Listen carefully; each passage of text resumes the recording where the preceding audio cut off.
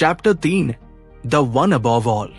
इतिहास के एक मोड़ पर इंसान ने महसूस किया कि इतने सारे देवता रखना उतना आसान नहीं है जितना उसने सोचा था। हर गांव, हर शहर, हर घर का अपना भगवान, और उनके बीच का टकराव। कोई कहता बारिश इंद्र कराते हैं, तो कोई कहता नहीं, ये पोसेडन का काम है। कोई कहता युद्ध में विजय मार्स दिलाते हैं, तो कोई कहता हमारे हनुमान जी से बड़ा कोई नहीं।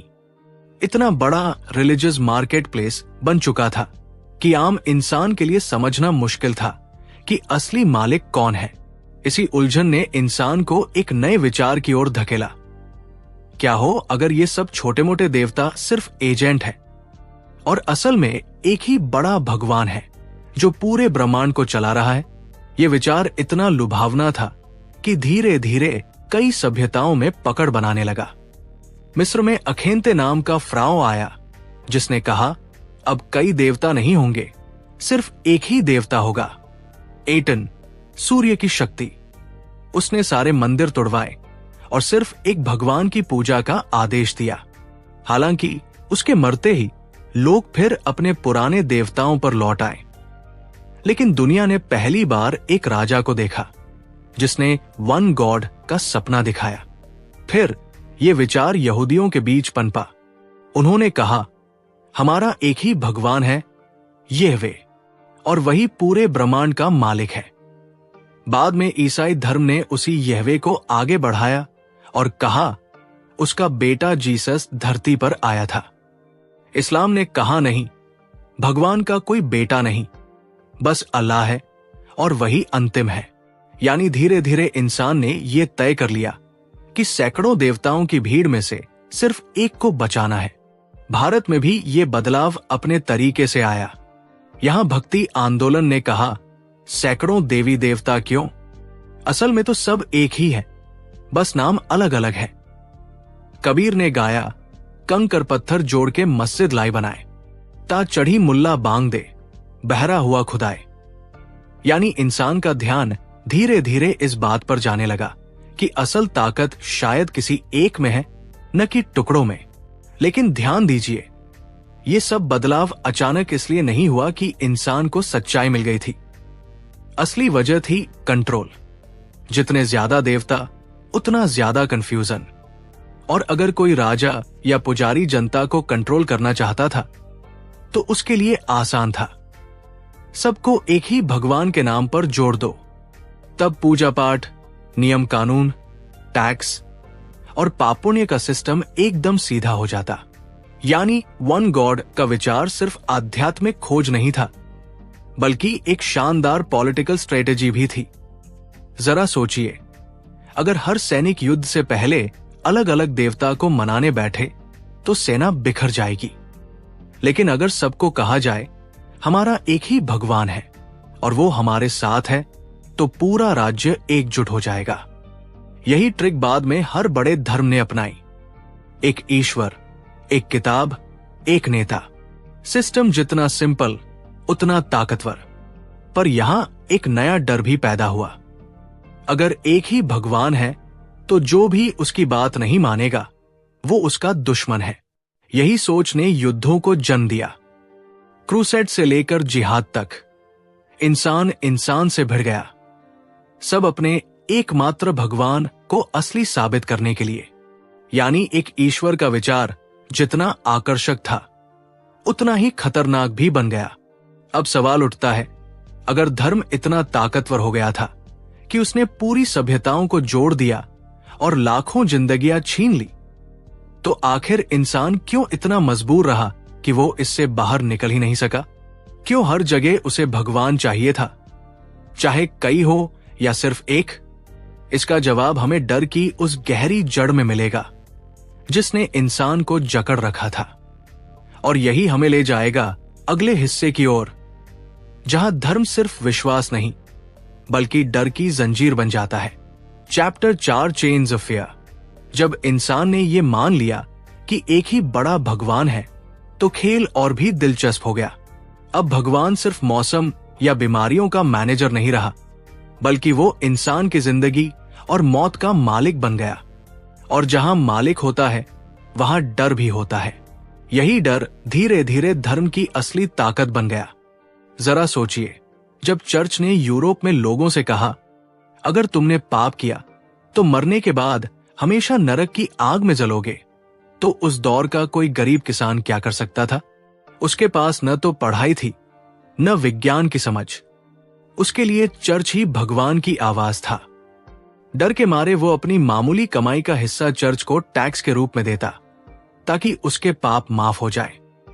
इसको कहते थे इंडल्जेंसेस, पैसे देकर पाप धोना। यानी स्वर्ग का टिकट भी बाजार में बिक रहा था। भारत में भी ये डर अलग रूपों में दिखाई दिया।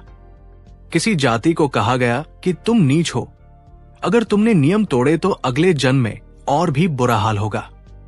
कोई मंदिर में दाखिल नहीं हो सकता, कोई कुएं से पानी नहीं भर सकता, और अगर किसी ने हिम्मत दिखाई तो कहा गया ये भगवान की मर्जी के खिलाफ है।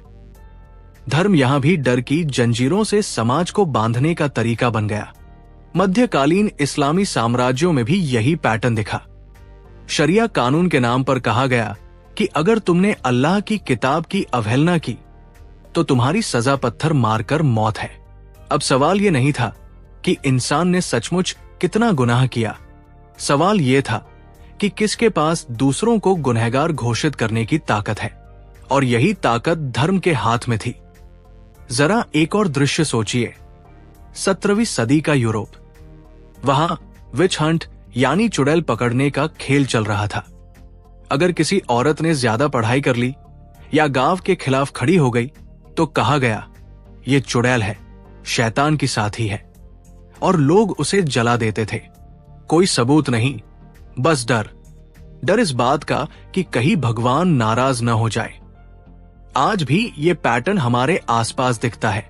कोई बच्चा बीमार हुआ तो मां को कहा गया कि उसने पूजा पाठ ठीक से नहीं किया।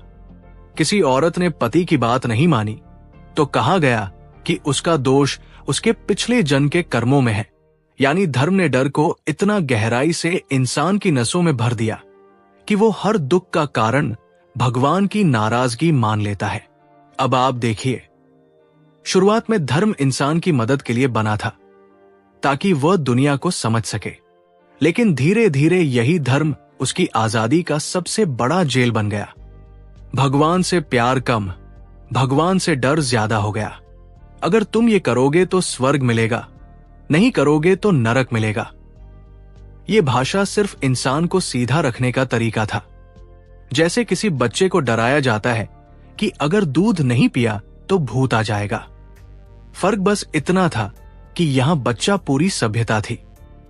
पर यहां एक और गहरी बात है, इंसान चाहे कितना भी डरे वो फिर भी धर्म को छोड़ता नहीं। क्यों? क्योंकि ये डर अकेला नहीं आता, इसके साथ आता है उम्मीद कि अगर हम भगवान को खुश करेंगे तो शायद हमें मौत के बाद भी जीवन मिलेगा, शायद हमारी आत्मा अमर हो जाएगी। यही सोच इंसान को धर्म की जंजीरों में कैद रखती है, और यही हमें इस कहानी के अंतिम मोड़ तक ले जाती है। अब सवाल यह है, अगर धर्म डर से पैदा हुआ और डर से ही फलता फूलता है, तो आखिर इंसान इस जाल में क्यों बना रहा? और असल में धर्म की कहानी हमें इंसान की कहानी के बारे में क्या बताती है? यही जवाब हमें मिलेगा अगले और आखिरी हिस्से में, chapter 5, the human story of religion. अगर हम इस पूरी यात्रा को पीछे मुड़कर देखें तो तस्वीर साफ हो जाती है। शुरुआत हुई थी उस मासूम इंसान से जो जंगल में खड़ा होकर बिजली गिरते देखता था और डर के मारे कहता था, कोई ऊपर से गुस्सा कर रहा है। वहां से हम गुजरे उन सभ्यताओं तक जिन्होंने हर डर और हर ख्वाहिश का एक अलग भगवान गढ़ लिया। फिर इंसान ने कहा, नहीं, सब झंझट छोड़ो, असल मालिक तो एक ही है। और वहीं से शुरू हुआ धर्म का सबसे ताकतवर चेहरा, डर और कंट्रोल का खेल। लेकिन कहानी यही खत्म नहीं होती। ह्यूम का कहना था कि धर्म आसमान से नहीं उतरा, वो इंसान ने खुद बनाया। और बनाया क्यों? क्योंकि इंसान को अपनी छोटी सी जिंदगी में बहुत बड़े सवालों का सामना करना पड़ा। मैं कौन हूं? मैं क्यों हूं? मरने के बाद क्या होगा? और जब इंसान को इन सवालों का जवाब विज्ञान से नहीं मिला तो उसने अपनी कल्पना से कहानी गढ़ ली और उसे नाम दिया भगवान। और यही वो जगह है जहां मुझे याद आती है एक और किताब, the denial of death by Ernest Becker. Becker कहता है कि इंसान का सबसे बड़ा डर भगवान नहीं बल्कि मौत है, और धर्म हो या सभ्यता, ज्यादातर चीजें उसी डर को शांत करने के लिए बनाई गई। इस किताब में हम गहराई से समझेंगे कि इंसान मौत को झूठा साबित करने के लिए कैसी कैसी चालें चलता है, लेकिन वो सफर अगली बार। फिलहाल वापस चलते हैं ह्यूम की दुनिया में। जरा सोचिए, मिस्र के राजा ने क्यों पिरामिड बनाए? क्या उसे सच में लगता था कि मरने के बाद उसकी आत्मा उन मकबरों से किसी और दुनिया में जाएगी? हां, उसे यही लगता था, क्योंकि उसके लिए मरना मतलब सब खत्म हो जाना। यह मानना बहुत मुश्किल था। उसी तरह चीन में आज भी पूर्वजों की आत्माओं को खाना और शराब चढ़ाया जाता है, क्योंकि वहां के लोग मानते हैं कि मरने वाले कभी पूरी तरह मरते नहीं, वो बस दूसरी दुनिया में चले जाते हैं। ये इंसान की वही जरूरत है, मौत को झूठा साबित करने की कोशिश। अमेरिका में आज भी लाखों लोग ये मानते हैं कि धरती सिर्फ कुछ हजार साल पुरानी है और भगवान ने इसे 6 दिन में बनाया। हालांकि विज्ञान ने साफ कर दिया है कि धरती अरबों साल पुरानी है, लेकिन धर्म ने एक चीज इंसान को दी, यकीन। और कभी कभी इंसान सच से ज्यादा उस यकीन को चुनता है जो उसे सुकून देता है। ह्यूम की सबसे बड़ी बात यही थी कि धर्म इंसान की रचना है, इंसान धर्म की रचना नहीं। इंसान ने डर से भगवान बनाया और फिर भगवान ने इंसान को कैद कर लिया। इंसान ने आशा से स्वर्ग की कल्पना की और फिर उसी स्वर्ग के नाम पर युद्ध लड़े। धर्म इंसान की कमजोरी का सबूत भी है और उसकी ताकत का भी। कमजोरी इसलिए कि उसने सच को नहीं संभाला और कहानियों का सहारा लिया। ताकत इसलिए कि उन कहानियों ने सभ्यताओं को जोड़े रखा, लाखों लोगों को एक ही झंडे के नीचे खड़ा कर दिया। अब जरा ठहर कर सोचिए, अगर कल सुबह पूरी दुनिया जागे और तय कर ले कि अब कोई भगवान नहीं है, कोई स्वर्गनरक नहीं है, तो इंसान की जिंदगी कैसी होगी? शायद बहुत लोग खालीपन महसूस करेंगे, क्योंकि धर्म सिर्फ आस्था नहीं, ये हमारी मानसिक खुराक भी है। जैसे किसी बच्चे को सोने के लिए लोरी चाहिए, वैसे ही इंसान को जीने के लिए भगवान की कहानी चाहिए। तो ह्यूम की किताब हमें यही सिखाती है कि धर्म की असली कहानी भगवान की नहीं बल्कि इंसान की है। ये कहानी है हमारे डर की, हमारी इच्छाओं की, हमारी राजनीति की और हमारी कल्पना की। भगवान बाहर कहीं आसमान में नहीं बैठा, वो हमारे दिमाग के अंदर बैठा है। और जब तक इंसान सवाल पूछता रहेगा, मैं क्यों हूं, मौत के बाद क्या होगा, तब तक धर्म भी इंसान के साथ चलता रहेगा।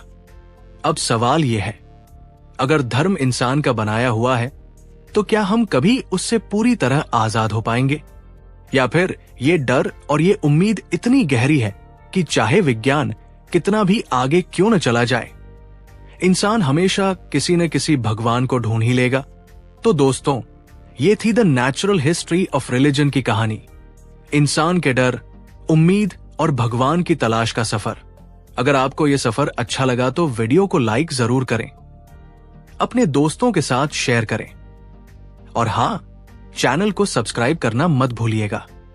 नीचे कमेंट में लिखकर बताइए कि आपको इस किताब से सबसे बड़ी सीख क्या लगी। हम मिलेंगे अगली कहानी में।